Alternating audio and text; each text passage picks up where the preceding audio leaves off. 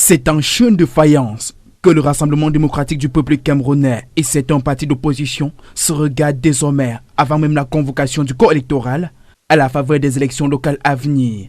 Dans une récente sortie, le secrétaire national à la communication par intérim du Mouvement pour la Renaissance du Cameroun soupçonne des fraudes massives en cours de préparation par le parti au pouvoir qui se sait, selon lui, condamné par les urnes. Ce que l'on retient de ce fameux séminaire stratégique, c'est qu'ils vont construire un narratif de large victoire.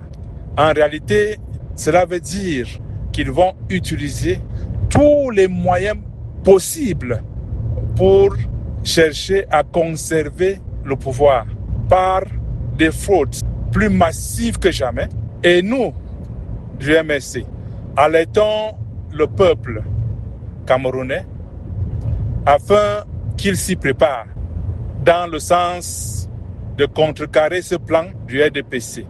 Le déclic, la déclaration du secrétaire général du RDPC, Jean Kwete, qui a, à l'occasion du séminaire stratégique d'intensification de la préparation de leur parti aux échéances à venir récemment tenu à Yaoundé, énuméré les raisons, les conditions préalables, ainsi que des actions à mener sur le terrain pour aboutir à une impérative large victoire du RDPC à ces échéances. Ces accusations, comme d'habitude, sont imaginaires. Nul n'est besoin de rappeler que le RDPC a un ancrage territorial incomparable.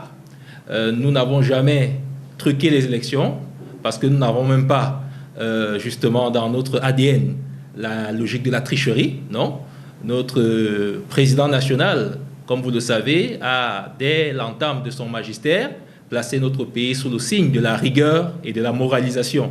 Cette rigueur et cette moralisation constituent l'ADN du Rassemblement démocratique du peuple camerounais. Et il était question donc de remobiliser les troupes, adopter les stratégies nécessaires, idoines, pour vaincre haut la main ces prochaines élections locales. Pour le MRC, la sortie de Jean Kwete, loin d'être un signe de force, révèle la fébrilité du régime qui entend mobiliser la machine électorale pour, en fin de compte, imposer une victoire au détriment de la volonté du peuple. Nous appelons le peuple camerounais à se mobiliser d'abord pour continuer à s'inscrire massivement sur les listes électorales et aller voter le moment venu en février prochain afin que nous arrivions à ce que tout le monde souhaite, une alternance qui peut se produire par l'Assemblée nationale. Après plusieurs reports interprétés par la société civile comme un signe de mauvaise santé de la démocratie au Cameroun, les élections législatives et municipales initialement prévues en mars 2025